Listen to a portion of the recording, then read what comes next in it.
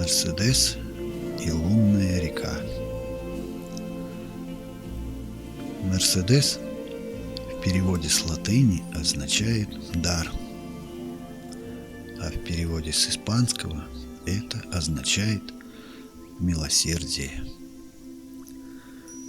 Мерседес так называли дочурку в семье Эмиля Эллинека, хотя у нее было другое имя – Адриана Мануэла Рамона. И потом так назвал в 1901 году Эмиль Эллинек свой первый автомобиль – Мерседес. Но мы сегодня будем говорить об одном красивом сорте, который тоже называется Мерседес.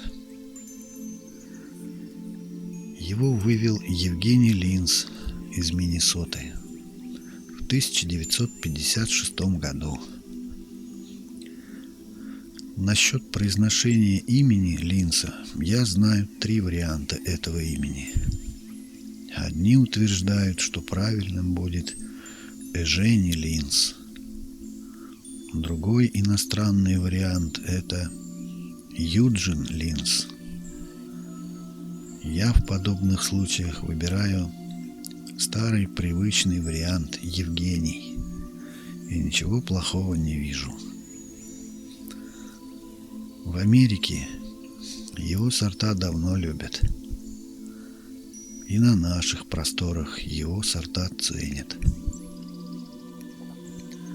У меня всего три его сорта – Гардения, Рамона Линц и Мерседес.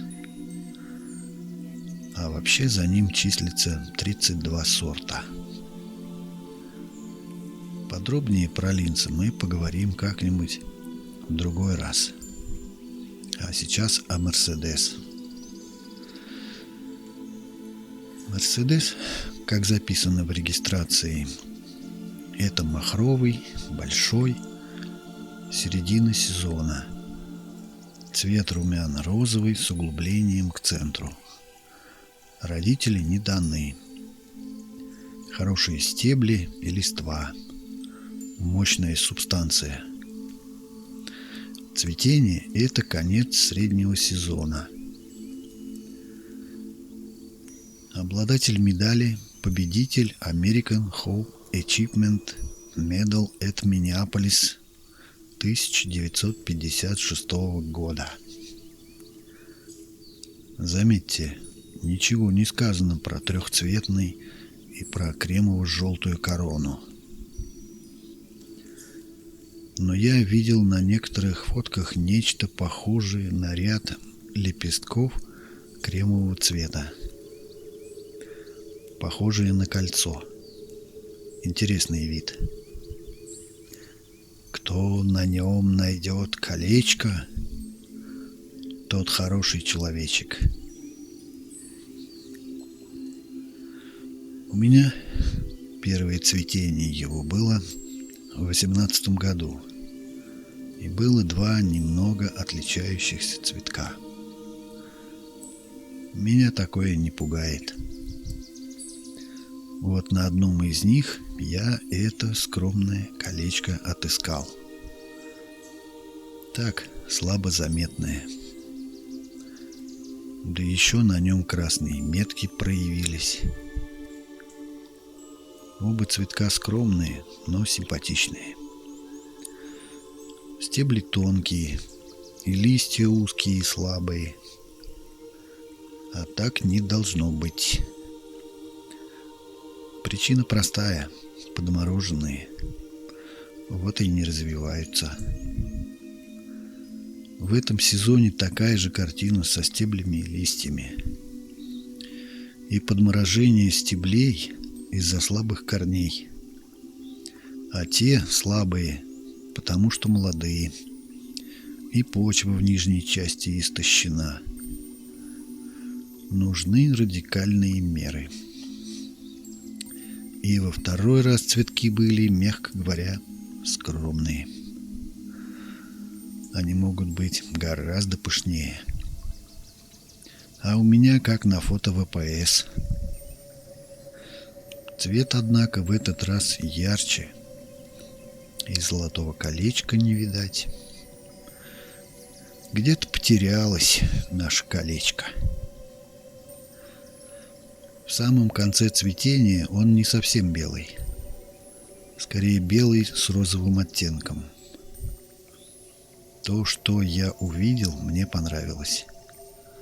И надеюсь в новом сезоне увидеть что-нибудь еще интереснее. А от холодных ветров ранней весной надо укрывать. Надо. Вот еще интересный совет прочитал. Бумажные пакетики, надетые на бутоны, могут спасти от поздних заморозков. В этих заморозках особенно страшен тот ледяной ветерок, и простая бумажка может помочь. Переходим к Мунривер.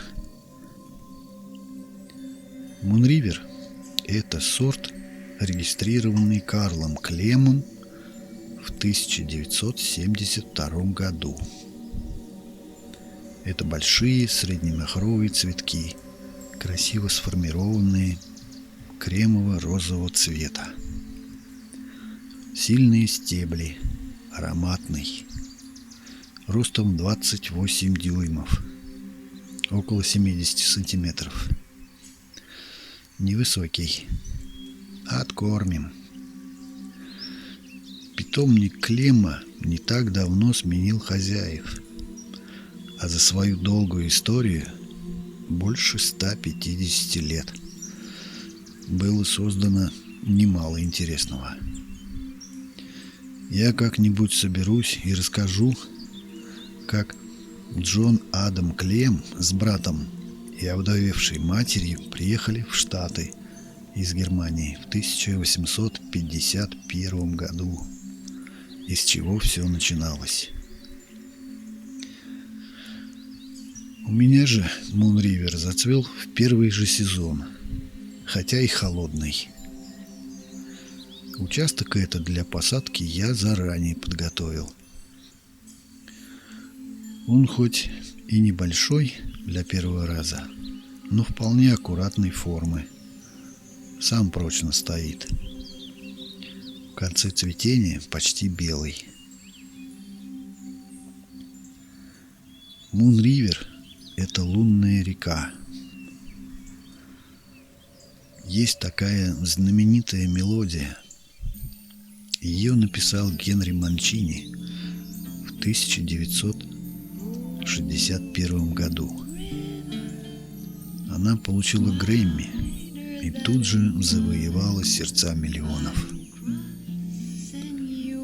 О чем эта песня? И почему у людей проступают слезы на глазах?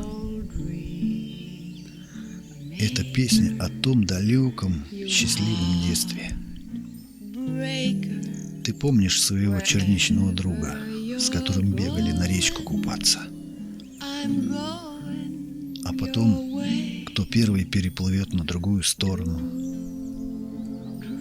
Как утром ходили на рыбалку и собирали ягоды? А может, это была девочка? Да, конечно.